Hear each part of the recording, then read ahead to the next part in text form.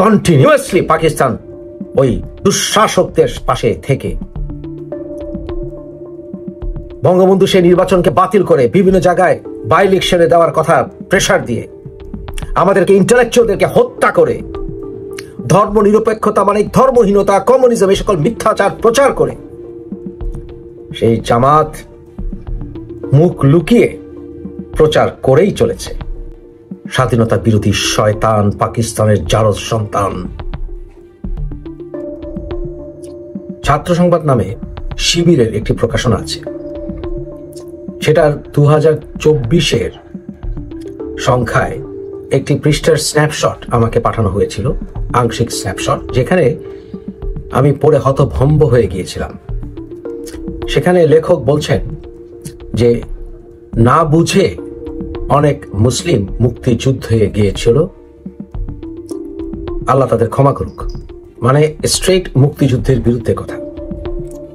পরে আমি পুরো আর্টিকেলটা জোগাড় করলাম, পুরো কপিটা জোগাড় করলাম ম্যাগাজিনের, এবং সে আর্টিকেলটা লিখেছে আহমেদ আফগানি নামে একজন পরিচয়হীন লেখক। সেই আহমেদ আফগানির এই লেখাটি পড়ে পুরো লেখাটাতে, বিশেষ করে 4th অধ্যায়, মুক্তিযুদ্ধের বিরোধী লেখা, মুক্তিযোদ্ধারা কি করেছে না করেছে, ইসলামের রাজনীতির বিরুদ্ধে কাজ করেছে, মুসলমানদেরকে নিধন করেছে, এটসেট্রা এটসেট্রা এটসেট্রা। কিন্তু এই মুক্তিযুদ্ধের ইতিহাসকে চরম বিকৃতি করার উদ্দেশ্য কি? বিকৃতি করার উদ্দেশ্য হচ্ছে স্বাধীনতার বিরুদ্ধে আমাদের সেন্টিমেন্টকে ধ্বংস করা। 1971 সালের আগে বাঙালি ফ্যাসিজম দরকার ছিল। ইসলামী উম্মার নামে ইসলামিক ফ্যাসিজমকে রোখার জন্য বাঙালি ফ্যাসিজম দরকার ছিল, এবং সেই বাঙালি ফ্যাসিজম খারাপ কিছু না।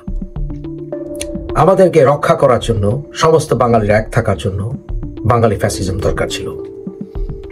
যখন বাঙালি হওয়ার কারণে, যেটা আমাদের জন্মগত পরিচয়, আমাদের রং, আমাদের বর্ণ, আমাদের সংস্কৃতি, সবকিছুকে রক্ষা করার জন্য বাঙালি ফ্যাসিজমের উত্থান দরকার ছিল। সেই বাঙালি ফ্যাসিজমকে হত্যা করে ইসলামের নামে, ইসলামকে ব্যবহার করে, বিকৃত ইসলামকে ব্যবহার করে আমাদেরকে নিধন করায় এবং পায়ের নিচে রাখাই ছিল পশ্চিম পাকিস্তানিদের পলিসি, যেটা ধীরে ধীরে প্রকাশ পেতে থাকে 47 সালের পর থেকেই। বুঝেছিলেন বঙ্গবন্ধু, বুঝেছিলেন সোহরাওয়ার্দী, বুঝেছিলেন ভাসানী, বুঝেছিলেন শেরে বাংলা। তাই তাদের ইতিহাস পড়লে দেখবেন যে তারাও কিভাবে নিগৃহীত হয়েছিলেন। ইসলামে আসলে বর্তমান দিনে যে স্টেটহুড, এটা কোনো কনসেপ্ট নাই। মদিনা কোনো স্টেট ছিল না।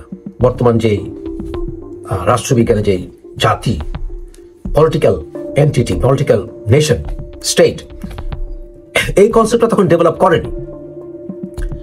মদিনা চার্টার সম্পর্কে যেটা শুনেন আপনারা, এটা সম্পূর্ণ ভিত্তিহীন। মদিনা চার্টার নামে কোনো কিছু আমি কোরআনে পাইনি, কোনো সহিহ হাদিসেও পাইনি, খুঁজে পাবেন না আপনারা। তাই এই মুসলিম উম্মার বিষয় যেটা, সেটা আপনি বলতে পারেন যে সমস্ত মানুষ যারা মুসলিম, তারা তাদের ভালো কাজের মাধ্যমে নিজেদেরকে শ্রেষ্ঠতা প্রমাণ করবে। কিন্তু মুসলমানদের ব্যাপারে যে রাষ্ট্র ব্যবস্থা, সেটা নিয়ে বহু ইসলামী জুরিসপ্রুডেন্স লেখা হয়েছে, সেগুলি নিয়ে আপনাদেরকে আমি লেকচার দিয়েছি। দারুল সালাম, দারুল হার্ব, অনেক কিছু, কিন্তু সেগুলো পরবর্তীতে ডেভেলপ করেছে বিভিন্নভাবে। কিন্তু হযরত সাল্লাল্লাহু আলাইহি ওয়াসাল্লামের সময় এই যে নেশনহুডের যে কনসেপ্ট, সেটা ছিল না। পলিটিক্যাল যে বর্তমান যেটা আপনি দেখতে পাচ্ছেন, বিভিন্ন দেশ বিভাজন, এটা ছিল না।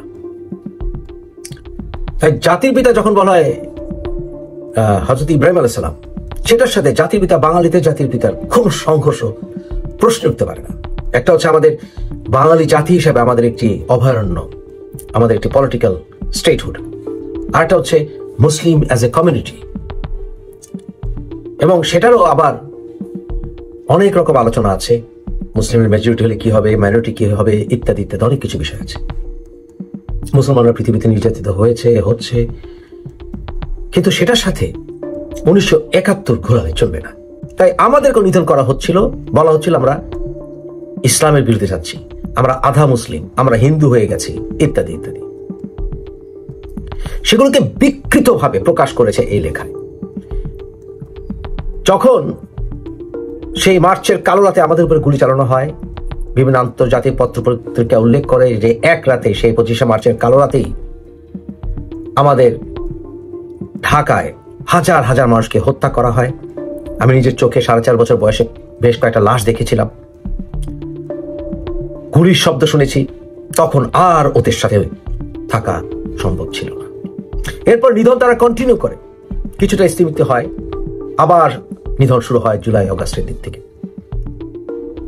এই বাঙালিদেরকে নিধন যখন চালানো শুরু হয়, তারপরও ওদের সাথে থাকা সবচাইতে বড় জাতির সাথে বেঈমানি।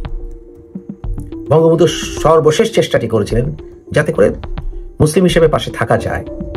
তারা মাল্টিনেশনাল কনসেপ্ট, মাল্টিকালচারাল কনসেপ্ট মেনে নেয়। মুসলিম হতে হলে আমাদেরকে আমাদের বাঙালি সত্তা ভুলতে হবে না, কিন্তু তারা আমাদের বাঙালি সত্তাকে হত্যা করেছিল। তাই সেই মুক্তিযুদ্ধে অংশগ্রহণ করা, যখন আমাদের মাদেরকে, বোনদেরকে ধর্ষণ করা হচ্ছিল, শিশুর লাশ বায়োনেট দিয়ে খুঁচিয়ে হত্যা করা হচ্ছিল, যেগুলোর ইন্টারন্যাশনাল নিউজ পেপারে ভুরি ভুরি প্রমাণ আছে। কাদের সিদ্দিকীর ভূয়সী প্রশংসা করছিল পশ্চিমা মিডিয়া, বিশেষ করে নিউজ পেপারগুলো, যখন পশ্চিমা পলিসি ছিল আমাদের স্বাধীনতা বিরোধী কতক্ষণ পর্যন্ত। তাই এরপরেও তাদের সাথে থাকা সবচাইতে বড় জাতির সাথে বেমানে, যেটা এই জামাত করেছিল স্পষ্টত আল বদর রাজাকারদের সহায়তা করে। কন্টিনিউয়াসলি পাকিস্তান ওই দুঃশাসকদের পাশে থেকে বঙ্গবন্ধু সেই নির্বাচনকে বাতিল করে বিভিন্ন জায়গায় বাই ইলেকশনে দেওয়ার কথা প্রেসার দিয়ে, আমাদেরকে ইন্টেলেকচুয়ালদেরকে হত্যা করে, ধর্ম নিরপেক্ষতা মানে ধর্মহীনতা, কমিউনিজম, এই সকল মিথ্যাচার প্রচার করে সেই জামাত মুখ লুকিয়ে প্রচার করেই চলেছে। তাদের যারা অনলাইন অ্যাক্টিভিস্ট, তারা আপনাকে স্পষ্ট বলবে না সে জামাতি, কিন্তু জামাতের বিরুদ্ধে কথা বলবে না, ধীরে ধীরে নিজেকে প্রকাশ করবে। তাদের যারা সমন্বয়কারী, তারা ধীরে ধীরে নিজেদেরকে প্রকাশ করেছে, আরো আছে। তাদের যারা লেখক, গবেষক, সব একই রকম। এই আহমেদ আফগানি ব্যতিক্রম নয়, এর সম্বন্ধে কিছুই পাবেন না। এর সম্বন্ধে খুঁজতে গিয়ে আপনি পাবেন এই আহমেদ আফগানি। আফগানি নামটা বুঝতেই তো পারছেন, তালেবানি গন্ধ পাচ্ছেন না? যেমন মামুন হকের বাপের সঙ্গে গন্ধ ছিল আফগানের, কারণ সে আফগানি গিয়েছিল। ওরা ওখান থেকে ব্রেইন ওয়াশড, নাম রেখেছে আফগানি, ওই আজহারি আফগানি। তার সম্বন্ধে কিছুই জানবেন না। স্বাধীনতার পক্ষে সত্যি হয়ে থাকলে আপনি যদি বিএনপি হন, আওয়ামী লীগ হন, যেই হন, এদেরকে রোখা আপনাদের কর্তব্য। আর এই সকল নামবিহীন লেখকরা যখন বিভিন্ন রেফারেন্স টানে না, ফুটনোট দেয় না, কয়েকটা লাস্টে কয়েকটা নাম দিয়ে দেয়, ফুটনোট দেয় না। কোথা থেকে কি নিয়েছে? কারণ কি জানেন, নিজের কথা অন্য রেফারেন্স গুলিয়ে তারা প্রকাশ করে। স্বাধীনতা বিরোধী শয়তান, পাকিস্তানের জারজ সন্তান। বঙ্গবন্ধু ইসলামের জন্য যা করেছে, আমি বলবো বেশি করে ফেলেছিলেন। উনি ওআইসিতে মেম্বার করেছিলেন আমাদেরকে, কিন্তু স্বাধীনতার পক্ষে শক্তিতে আমাদের তো মুসলিম দেশ হিসেবে পরিচিত আমরা হতে চাই না। আমরা বলতে চাই ধর্ম নিরপেক্ষ বাংলাদেশ। যারা ধর্ম করে না তারাও থাকবে, যারা ধর্ম পালন করে তারাও থাকবে। ইসলাম বিরোধী কোনো কাজ করা হবে না ন্যাশনাল পলিসি হিসাবে। অন্য ধর্মের বিরুদ্ধে কোনো ন্যাশনাল পলিসি হিসাবে কোনো কাজ করা হবে না, যাতে করে অন্য ধর্মের মানুষের ব্যক্তিগতভাবে ধর্ম পালন করা অসম্ভব হয়। সিম্পল। কিন্তু রাষ্ট্রের কোনো ধর্ম থাকতে পারবে না। এটা সেকুলার গণতান্ত্রিক বাংলাদেশ, এটাই আমাদের স্বপ্ন। ইসলাম ইসলাম করে, ইসলাম খাত্রে মে হ্যায়, এসব কথাবার্তা বলে আমাদের বাঙালি পরিচয়কে হত্যা করা যাবে না। জামাতিরা তাই 1971 সালে তাদের নেতাদের দোষ দেখে না, তারা এখনো গোপনে প্রচার করে। এই ম্যাগাজিনগুলো যেন প্রচারিত না হয়, কোনো প্রকাশনী যেন প্রচার না করে, এই সকল প্রকাশনীকে মোকাবেলা করুন। 1971-এর আগে প্রফেসর নাসিম একটি সার্ভে করেছিলেন, সেটা আপনারা খুঁজে নিয়েন। দেখা গেছে আমাদের এপারের পূর্ব পাকিস্তানে অর্থাৎ বাংলাদেশে ইন্টেলেকচুয়ালরা ধর্মনিরপেক্ষ রাজনীতির পক্ষে ছিলেন বেশি, এবং ওপারে অর্থাৎ পশ্চিম পাকিস্তানের ইন্টেলেকচুয়ালরা ইসলামপন্থী ছিলেন বেশি। এটার মূল কারণ হচ্ছে পূর্ব পাকিস্তানকে হাতের মুঠোয় রাখতে হলে ইসলামকে ব্যবহার করতে হচ্ছিল, আর আমাদের এখানে আমরা সবাই একসাথে থাকতে হলে আমাদেরকে সেকুলারিজম অনুসরণ করতে হচ্ছিল। ধর্ম ছিল আমাদের ব্যক্তিগত বিষয়।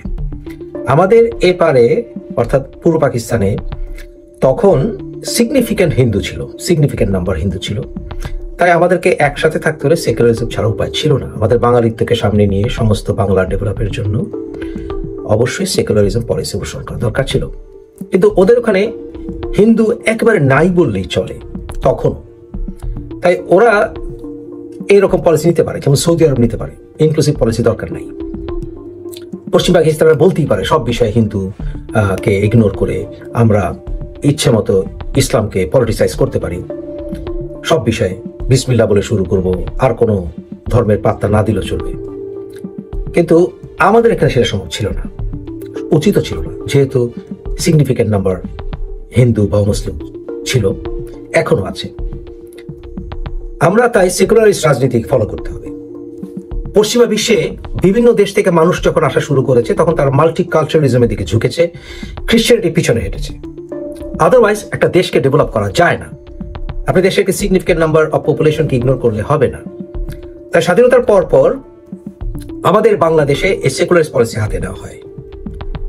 কিন্তু পশ্চিম পাকিস্তানের পলিসি ছিল ডিভাইড অ্যান্ড রুল, এবং সেই ডিভাইডেড রুলে তারা যেমন ধরুন জাহাঙ্গীরনগর মুসলিম বিশ্ববিদ্যালয়, কিন্তু আমরা অল ইনক্লুসিভ হওয়ার জন্য, সবাইকে একসাথে নিয়ে পড়াশোনা একসাথে নিয়ে এগোনোর জন্য মুসলিম ব্যবহার নামটির পরিচয়টির অপব্যবহার বন্ধ করার জন্য কাজ শুরু করেছিলাম। এই কাজ শুরু স্বাধীনতার পরে নয়, অনেক আগেই হয়েছিল। যেমন সোহরাওয়ার্দী উনি মুসলিম লীগের মুসলিম শব্দটা সরিয়ে দেওয়ার পক্ষে ছিলেন, কারণ দেশ বিভাজনের পরে এটার আর ব্যবহার প্রয়োজনীয়তা ছিল না। তাই মুসলিম পরিচয়টার ব্যবহারটা সুপারফ্লুয়াস হয়ে যায় 37 সালে দেশ বিভাজনের পরে। ঠিক একইভাবে আমাদের বাঙালি ফ্যাসিজমের প্রয়োজনীয়তা শেষ হয়ে যায় 72-এর পরে, সুপারফ্লুয়াস হয়ে যায় বিষয়টা। পলিটিক্স নিয়ে আসলে আমাদের মোল্লা মৌলবীরা পড়াশোনা করে না, ইন্টারন্যাশনাল পলিটিক্স নিয়ে তারা পড়াশোনা করে না, জানেও না। ইন্টারন্যাশনাল লিগ্যাল নর্মস কিভাবে কাজ করে এগুলো তারা জানে না। এই জন্য তারা মাঠে ময়দানে যেসব বক্তব্য দেয় সেগুলো অধিকাংশ মূর্খদেরকে আন্দোলিত করে। আর দেশে যেহেতু অধিকাংশ মানুষই পড়াশোনা করে না, জানে না, ইনফর্ম না, তাই তারা সহজেই সোয়েড হয়ে যায়।